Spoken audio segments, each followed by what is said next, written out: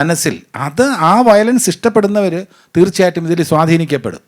അപ്പോൾ അതുകൊണ്ട് അത്തരം സിനിമകളെക്കാളും തീർച്ചയായിട്ടും കുറച്ചുകൂടെ ഒരു പീസ് ഒക്കെ ഉള്ള സിനിമയായിരിക്കും ജനത്തിന് കൂടുതൽ സ്വീകാര്യമാവുക. പക്ഷേ കാലം മാറുന്നതനുസരിച്ച് നമ്മുടെ OTT ഒക്കെ വരുന്ന സിനിമകളൊക്കെ നമ്മളിപ്പോൾ വേണ്ടെന്ന് വെച്ചിരുന്നാൽ തന്നെയും OTT വരുന്ന അന്യഭാഷാ ചിത്രങ്ങൾ, കൊറിയൻ മൂവീസ്, അതിലെല്ലാം വയലൻസ് ഉണ്ടാവും.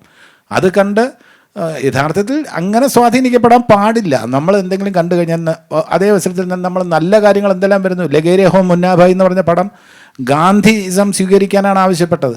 അതിലെത്ര പേര് സ്വീകരിക്കുന്നു? അപ്പോൾ തിന്മ കണ്ടാൽ മാത്രം ഇൻഫ്ലുവൻസ്ഡ് ആകും, നന്മ കണ്ടാൽ ഒരിക്കലും പ്രേക്ഷകർ ഇൻഫ്ലുവൻസ്ഡ് ആകില്ല എന്ന് പറയാൻ പറ്റുമോ? പിന്നെ നടൻ്റെ കാര്യം, ഞാനല്ല ഈ വയലൻസിന് കൂട്ടു നിൽക്കുന്നത്, എൻ്റെ കഥാപാത്രമാണ്.